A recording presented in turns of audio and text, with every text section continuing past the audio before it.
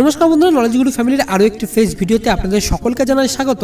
তো আজকের এই ভিডিওটি হচ্ছে শুধুমাত্র তাদের জন্য যারা রাজ্যের এসএসকে এমএসকে শিক্ষক হিসেবে নিযুক্ত রয়েছেন এবং যারা এসএসসি চাকরি প্রার্থী রয়েছেন। সুতরাং ভিডিওটিতে অবশ্যই শেষ পর্যন্ত সঙ্গে থাকবেন।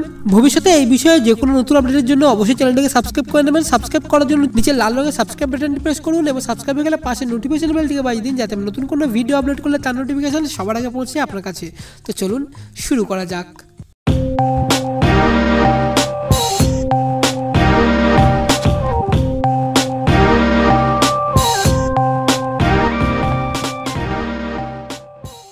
ভিডিও শুরুর আগে আপনার কাছে একটি রিকোয়েস্ট, ভিডিওটিকে অবশ্যই একটি লাইক দিয়ে দেবেন, কারণ আপনার একটি লাইক আমাকে অনেকটা উৎসাহিত করে পরবর্তী ভিডিও আপলোডের জন্য। তো এই নিউজটি আজকেই সকালেই বর্তমান পত্রিকায় প্রকাশিত হয়েছে। এখানে টাইটেলটি ছিল এসএসসি অনশনকারীদের মঞ্চে এলেন খোদ শিক্ষামন্ত্রী। মূল প্রতিবেদনটি দেখে নিন। এসএসসি অনশনকারী চাকরি প্রার্থীদের মঞ্চে শনিবার এলেন খোদ শিক্ষামন্ত্রী পার্থ চট্টোপাধ্যায়। মেয়র রোডের একপাশে কলকাতা প্রেস ক্লাবের ঢোকার মুখে কিছু চাকরি প্রার্থী 3 দিন ধরে অনশনে বসেছিলেন। অন্তত 10 জন অনশনে অসুস্থ হয়ে পড়েন। প্রেস ক্লাবে একটি বই উদ্বোধনে এসে শিক্ষামন্ত্রী তাদের সাথে কথা বলেন। মঙ্গলবার 5 জনের একটি প্রতিনিধি দলকে তার কাছে গিয়ে কথা বলার জন্য সময়ও দিয়েছেন। পার্থবাবু বলেন, যোগ্যতা থাকলে একজন প্রার্থীও বঞ্চিত হবেন না। আমি স্কুল সার্ভিস কমিশনের কর্তাদেরও ডেকেছি। যদি দেখা যায় যে কোনো পদ্ধতি কত ত্রুটি রয়েছে তাহলে সেটা সংশোধন করা হবে, কিন্তু অকৃতকার্য হলে সেই সকল প্রার্থীদের তো আমি আর চাকরি দিতে পারি না। এই প্রার্থীদের বললাম, মুখ্যমন্ত্রী নিজে তাদের প্রতি সহানুভূতিশীল। এই ঠান্ডার মধ্যে কেন অনুসরণ করছেন, ওরা সেটাই শুনছেন। এদিন বাম পরিষদীয় দলনেতা সুজন চক্রবর্তী 3টি জায়গায় বিক্ষোভকারীদের সঙ্গে দেখা করেন।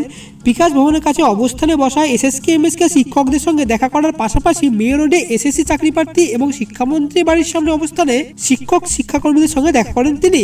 তার বক্তব্য, এসএসসি কাদের ডাকছে তার পূর্ণাঙ্গ তালিকা কেন প্রকাশ করা হবে না, এতে তো স্বচ্ছতা বজায় থাকে। এসএসকে এমএসকেদের শিক্ষকদের প্রতিও সহানুভূতিশীল হওয়ার আবেদন জানান সরকারকে। পার্থবাবু এ প্রসঙ্গে বলেন, মমতা বন্দ্যোপাধ্যায় কোনো অস্থায়ী শিক্ষককে বসিয়ে দেননি, আবার নিয়োগও করেননি। আমাদের আমলে 1,28,000 স্থায়ী শিক্ষক নিয়োগ হয়েছে, 6,000 স্থায়ী কলেজ শিক্ষকও নিয়োগ করা হয়েছে। সমস্ত অস্থায়ী এবং চুক্তিভিত্তিক শিক্ষক নিয়োগ হয়েছে বাম আমলে এবং তার দায়ভার বহন করতে হচ্ছে আমাদেরকে।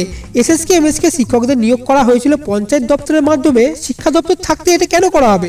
এখন সেই দায়ভার শিক্ষা দপ্তরে এসে কাঁধে এসে পড়েছে। যদিও সব সমস্যায় তিনি সংবেদনশীলতার সঙ্গেই দেখার আশ্বাস দিয়েছেন এসএসকে এমএসকে এবং এসএসসি চাকরি প্রার্থীদের কাছে।